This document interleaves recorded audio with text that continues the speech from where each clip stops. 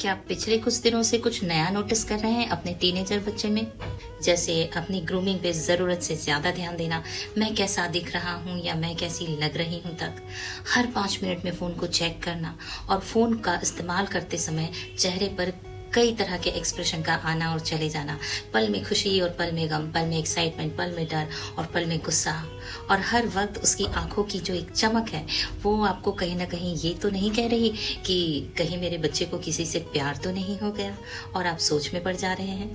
मैं एक psychologist, counsellor और पेरेंटिंग कोच हूँ, तो चलिए टीन एज के इस बिहेवियर को डिकोड करते हैं। मेरा बच्चा किसी गलत इंसान के अट्रैक्शन में तो नहीं फंस गया है, ये अट्रैक्शन कहीं उसे डिस्ट्रैक्ट ना कर दे, ये उसका डिस्ट्रक्शन ना बन जाए। इस तरह की बातें या चिंताएं हर पेरेंट के मन में होती हैं। इन सब बातों से अगर पेरेंट परेशान होते हैं, चिंतित होते हैं, तो ये ऑब्वियस सी बात है। टीन एज में इमोशनल सेंटर यानी कि एमिग्डाला बहुत ही जल्दी मैच्योर हो जाता है, लेकिन प्री फ्रंटल कॉर्टेक्स जो कि डिसीजन मेकिंग में हेल्प करता है, वो टाइम लेके धीरे धीरे मैच्योर होता है, और इसीलिए इस एज में इमोशंस बहुत इंटेंस होते हैं और समझदारी, मैच्योरिटी थोड़ी कम होती है। इसलिए अट्रैक्शन, इन्फैचुएशन या क्रश, ये सब नेचुरली बहुत पावरफुल लगते हैं, और हर बच्चे को लगता है कि ये फीलिंग जो उसके अंदर आई है किसी के प्रति प्यार की, ये दुनिया में बहुत अनोखी है और ये आज तक ऐसी फीलिंग किसी को नहीं हुई है।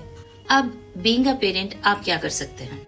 सबसे पहले तो इग्नोर मत कीजिए, बातचीत करने का सही मौका तलाशिए। अगर मौका नहीं मिल रहा है तो उसके पूरे एनवायरनमेंट को बनाइए और बहुत काम तरीके से जजमेंट फ्री होकर बात कीजिए। और एक बात हमेशा याद रखिए कि आप बातचीत करने जा रहे हैं ताकि आपको समस्या का हल मिल सके, इसलिए बच्चे को गिल्ट तो एकदम भी मत दिलाइए। अगर वो आपको बता देता है कि वो किसी के प्रति अट्रैक्ट है तो उसके इमोशंस को वैलिडेट कीजिए, ये कह के कि हाँ, ये बहुत ही नेचुरल सी फीलिंग है, नॉर्मल फीलिंग है, इस एज में सभी को ये फीलिंग्स आती है।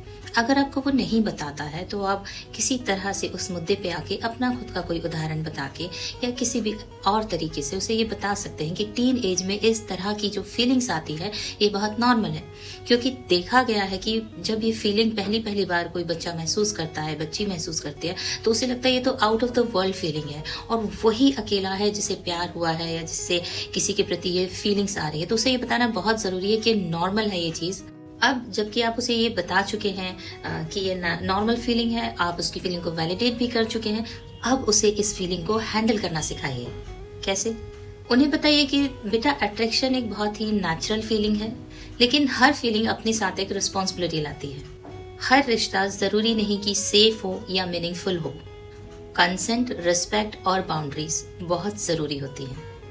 ऐसा इसलिए करना है कि अक्सर टीनेज में जब बच्चों को प्यार होता है तो उन्हें लगता है कि उसके अलावा दुनिया में कुछ भी इम्पोर्टेंट नहीं है, ना सेल्फ वर्थ, ना कॉन्फिडेंस, ना आपकी सेल्फ इमेज। इस उम्र में अट्रैक्शन या इन्फैचुएशन जो होता है वो लाइफ लॉन्ग नहीं होता है, ये बात जरूर बताइए।